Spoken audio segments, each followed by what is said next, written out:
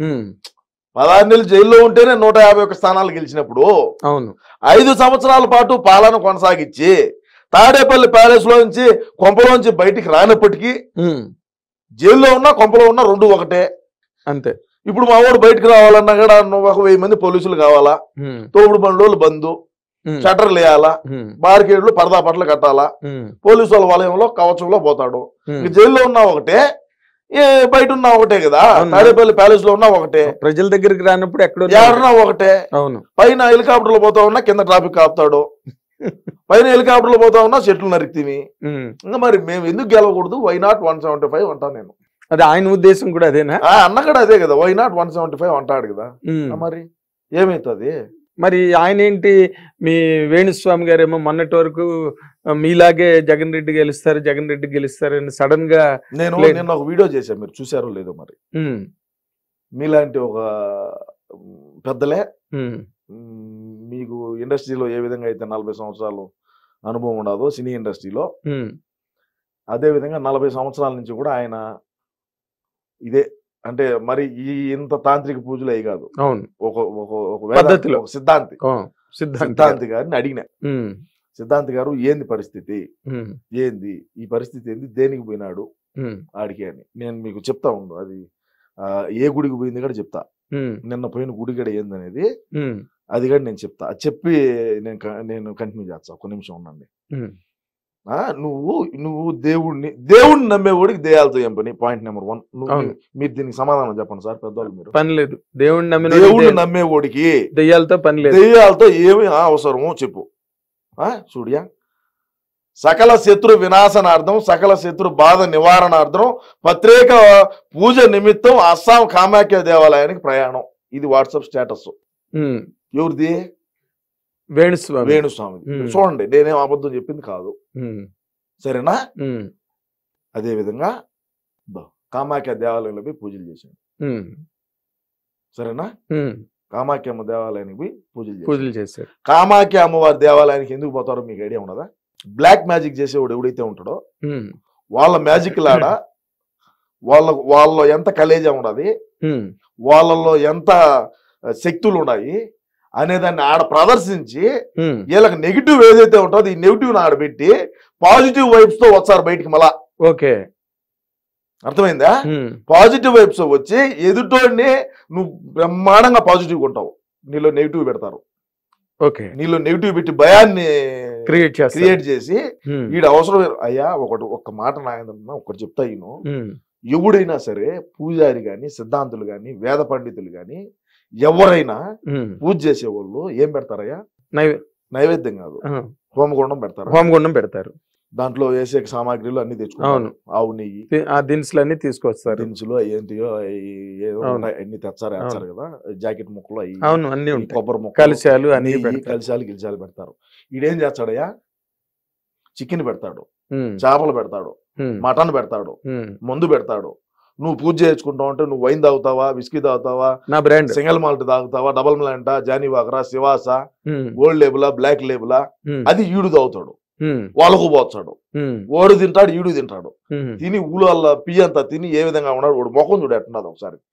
ఈడు మనిషి అయ్యా? ఈడ సమాజంలో ఇట్టోళ్ళు ఎందుకుయా? అవసరమా? బ్లాక్ మ్యాజిక్లు చేసుకునే వాళ్ళందరినీ కూడా సమాజం ఏ విధంగా ఇది చేస్తాం, వెంట తగులుతుంది కదా.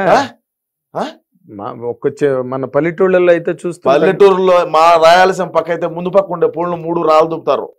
అర్థమైందా? రాళ్ళు దుబ్బినప్పుడు మాట సరిగా రాదు, అవును, తుస్సుపోతాది. ఆ మంత్రం పని చేయదురా, ఈ పట్టరండి అని చెప్పి చెట్టు కట్టేసి ముందు పక్క పూలను 3 రాయి తీసుకొని రాళ్ళ దుబ్బి ఆమెను పంపిస్తారు. ఈడ వారు తెలంగాణ ఉన్నాయి తిరుగుతున్నాడు హైదరాబాద్ లో. వరి నా కొడుకులే వాడి దగ్గర ఈడి జాతకం, ఈడిది వంకొని ఈడు చూసుకోలేడు, ఈడిదేంది పక్కనోడు చూసి చెప్పేది, ఈడిది కనపడితే కదా ముందు ఈడు వంగి ఓడి కాలు పొట్టాలు చూసుకోమని చెప్పు, మళ్ళీ చెప్పమని చెప్పి పక్కనోడిది ఏమన్నాను. ఈడిది అంత తెలుసుంటే ఒక్కటి చెప్తా, ఈయన ఎవడైనా సరే ఈడిదే మొత్తం తెలుసుంటే ఈడు పక్కనోడికి ఎందుకు చెప్తాడు? ఈడే బ్రహ్మాండంగా కోట్లు సంపాదించి హెలికాప్టర్లు ఆడించే స్పెషల్ జెట్ ఫ్లైట్లు, విలాసవంతమైన భవనాలు, ఫామ్ హౌస్లు అన్ని కట్టుకొని ఉండరా? అవును, పబ్బు పెట్టుకుంటాడంటే ఎవడు నా బ్రాహ్మణ్ కులానికే బ్రాహ్మణులు అంటే నాకు చాలా గౌరవం. నేను ఏడన్నా మాకు కుల గురువులు ఉంటారు, మా పల్లెల్లోకి వచ్చారు వాళ్ళు, గుంటూరు వాళ్ళు, గుంటూరు నుంచి మా రాయలసీమకు వచ్చారు, కుల గురువులు అంటారు వాళ్ళను. మేము వాళ్ళు కనపడితే పాదాలకు నమస్కారం చేసుకుంటాం, వాళ్ళు పైన కూర్చోంటే మేము కింద కూర్చుంటాం. బ్రాహ్మణులు అంటే అట్లా ఉండాలా. ఈ నా కొడుకు ఏందయ్యా, వచ్చా నా కొడుకు చిల్లర నా కొడుకు, ఈ మాట ఇచ్చినా కూడా దరిద్రం.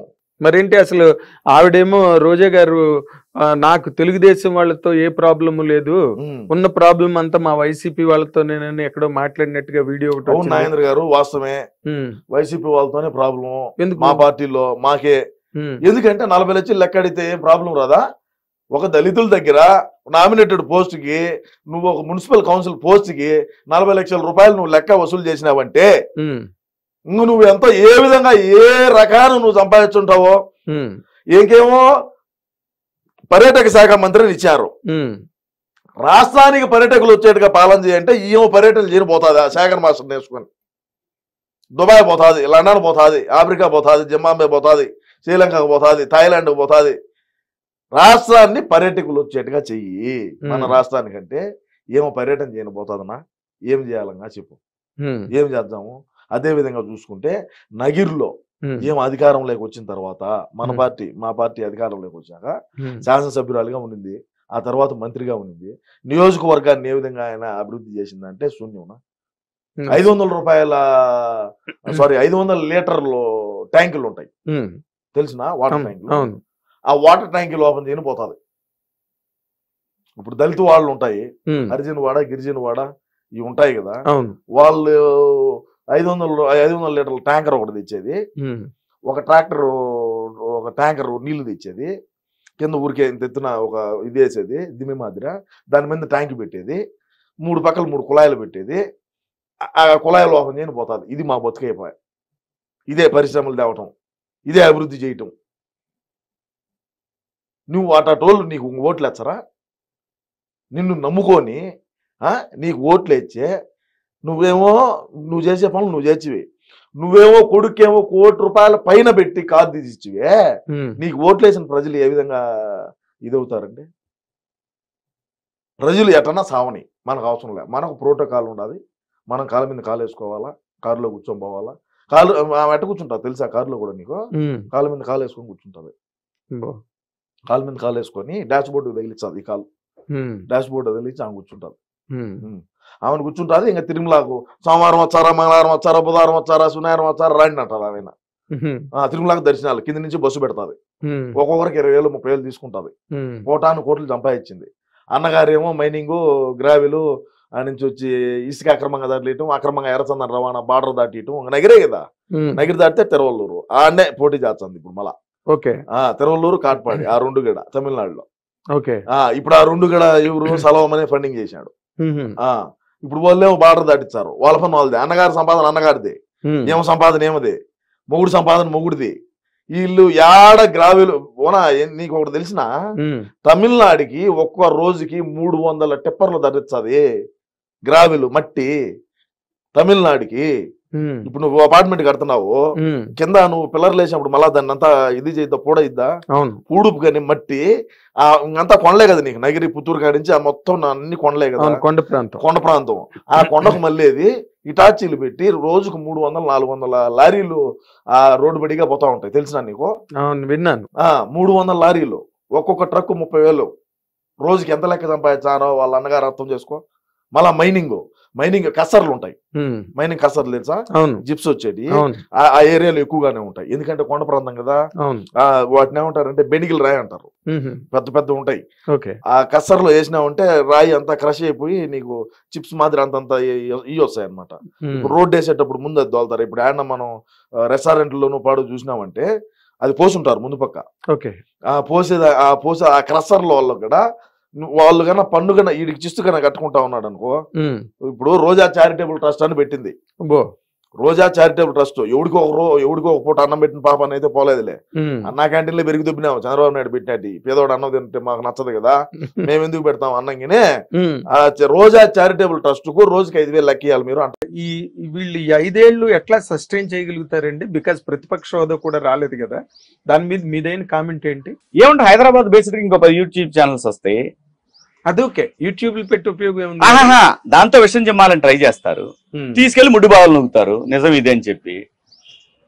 కాదు, ఈ విషయంతో మీ బిడ్డల భవిష్యత్తు ఎలా బాగుంటుందని మీరు అనుకుంటున్నారు? అది చెప్పండి ఫస్ట్. అంటే మీరే చెప్తున్నారు కదా, ఇప్పుడు హైదరాబాద్ లో ఉండి ఇక్కడ చిమ్ముతారు, విషం పడేది వెళ్ళి ఏపీలో పడుతుంది, ఏం సంబంధం ఉండదు కదా. ఆ పోలీసులు వచ్చి రాకపోతారు కదా. ప్రభుత్వం ఇప్పుడు నిర్మాణాత్మకంగా ప్రభుత్వం విమర్శండి, తప్పు చేసిందా, ఇదిగోండి పలానా తప్పుడు సాక్ష్యాధారాలతో ఇది చూపించండి. ఇప్పుడు ఉదాహరణకి సాయి నిన్న ఫర్నిచర్ విషయంలో చంద్రబాబు నాయుడు గారు అప్పుడు తీసుకున్నారు. అరే ఎప్పుడు తీసుకున్నాడు చెప్పురా, ఎప్పుడు తీసుకున్నాడు చంద్రబాబు నాయుడు ఫర్నిచర్ చెప్పు. 2004 వరకు ఇక్కడే ఉన్నాడు. రాజశేఖర రెడ్డి గారు ఏ రోజు ఫర్నిచర్ తీసిపోయాం అలా. 2014 నుంచి 19 వరకు ఉన్నాడు. చంద్రబాబు నాయుడు గారిని జగన్మోహన్ రెడ్డి గారు కానీ వాళ్ళ గవర్నమెంట్ నువ్వు ఫర్నిచర్ తీసిపోయావని ఎప్పుడు చెప్పలా. ఎప్పుడు రా సాయి తీసుకెళ్లారు? సారీ చిన్నోడు వెళ్ళే, నాకన్నా నువ్వేం పెద్ద తోపు కాదు కానీ ఎప్పుడు తీసుకెళ్లారు సాయి? వద్దు, నీ బిడ్డలకు మంచిది కాదు. నువ్వు అనుకుంటున్నావు మనం చేసిన పాపాలు మన బిడ్డలకు వస్తాయి. గుర్తుపెట్టుకో, నిర్మాణాత్మకంగా మంచి సద్విమర్శ చెయ్యి. నేను చాలా మూతంతా మొహంతా తిప్పుకుంటా తెలుగు భాషని అన్ని అష్టవంకర్లు తిప్పుతా మాట్లాడితే నమ్మేస్తారు అనుకుంటున్నారా? నమ్మలేదు కదా. ఇప్పుడు రిజల్ట్ ఫలితాలు అయినా సిగ్గులేదు, ఎందుకంటే వాడు కవర్ పంపడు మళ్ళీ నెల తిరిగి వచ్చేసరికి. అది కదా వీడి ఇన్కమ్ అంతా పోయింది అక్కడ కదా. చంద్రబాబు నాయుడు గారు వాళ్ళు కడుపులు కొట్టారంటారు, అంతే కదా మరి. ఇప్పుడు చూడండి వీళ్ళ వ్యూస్ ఎలా ఉన్నాయి ఇప్పుడు చూడండి. జనం అదే ఒక్కడే పట్టుమని 10,000 కూడా దాటలేదు ఏ వ్యూస్, ఏ వీడియో పెట్టినా. అది పబ్లిక్ వ్యూయింగ్ కదా, తెలిసిపోతుంది అందరికి facts and figures. First thing, ఒక కులం మీద పిచ్చి ప్రేమ, ఒక కులం మీద అపరిమితమైన విద్వేషం ఎప్పుడూ మంచిది కాదు, ఎప్పుడూ మంచిది కాదు వ్యవస్థకి.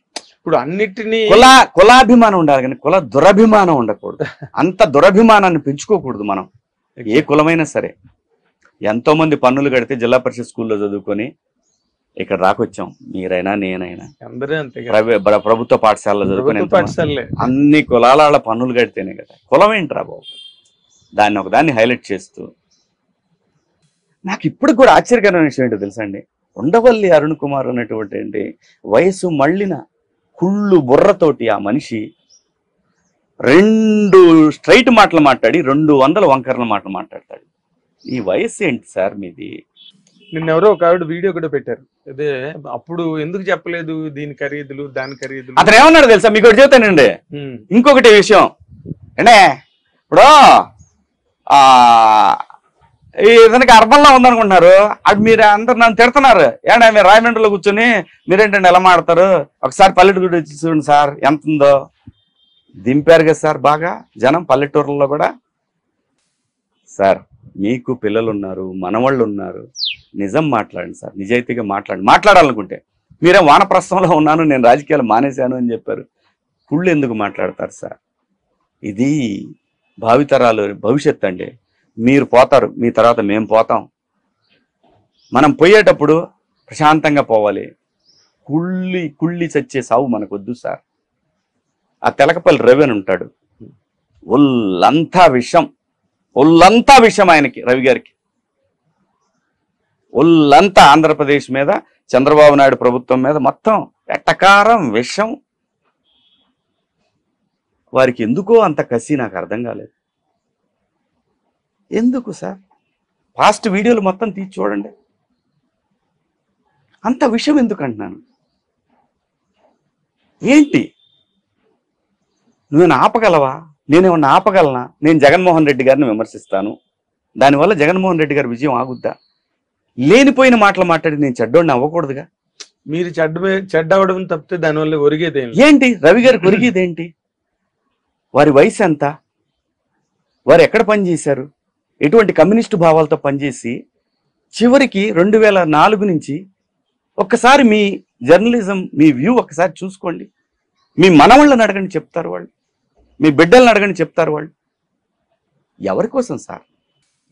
మీ పర్సెప్షన్లో ఇప్పుడు 11 సీట్లతో ప్రతిపక్ష హోదా కూడా రాని వైఎస్ఆర్సీపీకి వాళ్ళు అంటే విషం చిమ్మడం అవన్నీ ఇంకా కామన్ రొటీన్గా జరిగేది అనుకోండి ప్రతిపక్షాలుగా, హోదా లేకపోయినప్పటికీ కూడా. బట్ వాళ్ళ తాలూకా కార్యాచరణ ఎలా ఉండబోవచ్చు అని మీ ఉద్దేశం అండి? ఎందుకంటే అసెంబ్లీకి వస్తారా రారా అన్నది ఒక, జగన్మోహన్ రెడ్డి గారు వస్తారా రారా అన్నది ఒక, మళ్ళీ $1 మిలియన్ క్వశ్చన్ అక్కడ. మీ పెర్సెప్షన్ ఎట్లా ఉంది? మీరు ఇంత బాగా నేను అనుకుంటా వస్తారనుకుంటున్నాను. వస్తారు, రాకుండా ఉండరు. కొంతమంది రాకపోవచ్చు అందులో. మరి జగన్మోహన్ రెడ్డి గారు నేను అనుకుంటున్నాను లేకపోతే అసలు పూర్తిగా సంకనాగిపోద్ది పార్టీ అని చెప్పి ఆయన రావచ్చు. లేదంటే ఆయన యథాలాపంగా నాకు కోర్టు కేసులు ఉన్నాయి కాబట్టి నేను రాలేకపోతున్నానని చెప్పొచ్చు. కొన్నాళ్ళు కష్టమే సార్. నిర్మాణాత్మకంగా పనిచేస్తే ఈయన మళ్ళీ అంత దూరం వెళ్ళటం అనేది నేను చూసినటువంటి ఆంధ్రప్రదేశ్లో 2019 నుంచి నేను చూసిన ఆంధ్రప్రదేశ్లో భవిష్యత్తులో జగన్మోహన్ రెడ్డి గారు ముఖ్యమంత్రి అవ్వటం జరగని పని. పార్టీ సస్టైన్ ఇది గడిచిన ఎన్నికలు ప్రజలు వర్సెస్ జగన్మోహన్ రెడ్డి కసితో ఇక మళ్ళీ ఎప్పటికీ రాకూడదు అని వేశారు సార్. ఇది మాత్రం నిజం సార్. ఇప్పుడు ఈ 5 ఏళ్ళు ఇప్పుడు 11 మందితో 5 ఏళ్ళు పార్టీని సస్టైన్ చేయడం కూడా ఒక రకంగా డిఫికల్ట్ టాస్క్. ఇక్కడ చిత్తశుద్ధి ఉండాలి సార్, గుర్తుపెట్టుకోండి. ఇక్కడ చిత్తశుద్ధి ఉండాలా, ఇక్కడ నిర్మాణాత్మకమైన ఆలోచనలు ఉండాలా, పశ్చాత్తాపం ఉండాలా, నేను తప్పులు చేశాను అని. మనం చూసినటువంటి 15-20 ఏళ్లలో చూసిన జగన్మోహన్ రెడ్డి గారికి ఆ ధోరణి ఎక్కడా లేదు. చిత్తశుద్ధి నిజాయితీగా చేద్దామనే ధోరణి ఆయనకి ఎంత క్వశ్చనా లేదు, రాదు కూడా. ఆయన నేచర్ కాదు. మీకు ఇంకోటి కూడా చెప్తున్నాను, ఎందుకు సాధ్యం కాకపోవచ్చు ఆయనకంటే రేపు పొద్దున నియోజకవర్గాల పునర్విభజన కూడా జరగబోతా ఉంది. వాళ్ళ నాన్నగారు ఏదైతే చేసిపోయారో మళ్ళీ తిరిగి వారి దగ్గరకు వచ్చేస్తుంది. ఇప్పుడు వాళ్ళ నాన్నగారు ఎంత తెలివిగా అంటే తెలుగుదేశం పార్టీ కంచుకోవటలన్నింటినీ బద్దలు కొట్టి విడదీసి వాటిని ఇచ్చేసారు, రీఆర్గనైజ్ చేస్తారు. మళ్ళీ ఇప్పుడు ఆ అవకాశం తెలుగుదేశం పార్టీకి వచ్చింది. నువ్వు నేర్పిన విద్యే కదా. సో అప్పుడు ఇంకా నియోజకవర్గాలు పెరుగుతాయి, చాలా కష్టమైపోతుంది. అంటే ఇప్పుడు మళ్ళీ చాలా మంది తెలుగుదేశంలోకి జంప్ అవడానికి, జనసేనలోకి జంప్ అవడానికి, బీజేపీలోకి రావడానికి ట్రై చేస్తున్నారని. అంటే ప్రజలు చాలా తెలివైన వాళ్ళనే విషయం అటు చంద్రబాబు నాయుడు గారికి తెలిసింది, పవన్ కళ్యాణ్ గారికి తెలిసింది, జగన్మోహన్ రెడ్డి గారికి తెలిసింది. కాబట్టి నేను అనుకుంటున్నాను ఇందులో వాళ్ళు అందులోకి పిలుస్తారని నేను అనుకోవట్లేదు సార్. నేనైతే ఎక్స్పెక్ట్ చేయట్లేదు. ఎందుకంటే ప్రజలు ఒప్పుకునే పరిస్థితుల్లో లేరు. నిన్నటిదాకా తప్పుడు పనులు చేసి నీ తప్పుడు నా బిడ్డ ఈరోజు మళ్ళీ నీ పార్టీకి వస్తానంటే నువ్వు తీసుకుంటే నీ క్యాడర్ అంతా ఏమవుతారు, నీ కోసం జెండాలు మోసిన వాళ్ళందరూ ఏమవుతారు? ఆయన ఒప్పుకోవట్లేదు కదా అసలు. బాబు గారు సచ్చినా ఒప్పుకోట్లా. ప్రయత్నాలు అయితే ప్రారంభమయ్యాయి. వీళ్ళు ఎప్పుడో చేసి ఉంటారు, ఈ 15-20 రోజులు మొదలు పెట్టే ఉంటారు, కానీ ఆయన ఒప్పుకోట్లా. లోకేష్ బాబు అసలు ఒప్పుకోవట్లేదంట.